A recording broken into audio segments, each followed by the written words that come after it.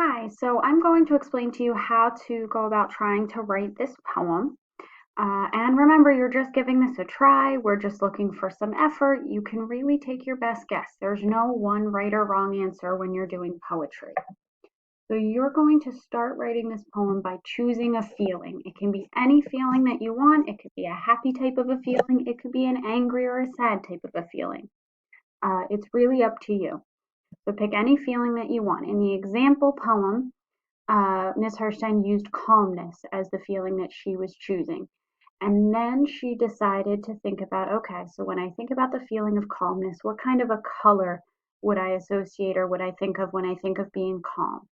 And she chose to use blue. Blue reminds her of calmness. And then she thinks of something that is her chosen color. So what is blue and calm? So she used that as the start of her poem, where she says, calmness is blue, like the water of a gentle brook, softly trickling as it makes its way through the wood.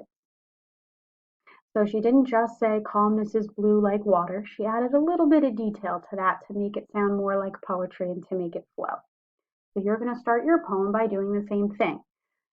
Think of a feeling, think of a color that would remind you of that feeling, and then think of something, usually in nature, but it could be anything, that is that color that would remind you of that feeling.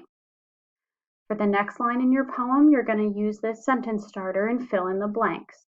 Whatever your feeling is, whichever one you chose, blank in or through my or the blank, which sounds confusing, but if you look down at the examples, you can see what she's done for calmness. Calmness flows through my entire being as I sit on the beach listening to the waves.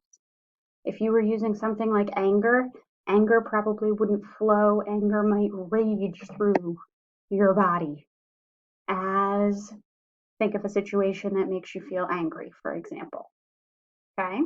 For the next part of your poem, your feeling reminds me of, and you can include the words of the time or you can change it up a little bit, but think of something that your feeling reminds you of. Ms. Herstein used the example, calmness reminds me of a pale blue bird's egg resting in the high nest in a tree's branches.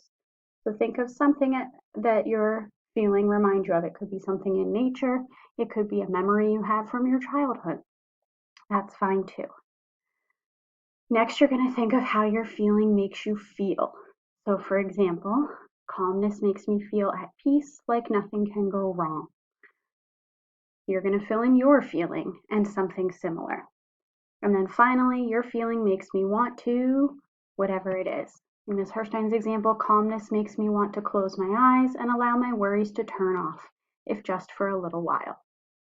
So you're just choosing any emotion that you want to base your poem off of and filling it in, similar to how Ms. Herstein did in the example. And again, you're just giving this your best effort, giving it a try. We are not looking for perfection, and it's poetry, so there's really no right answer. I really hope that this helps and that it makes a little bit more sense. If you give it a try and you share it with me in Google, I can always give you some feedback if you need it. Hope this helps.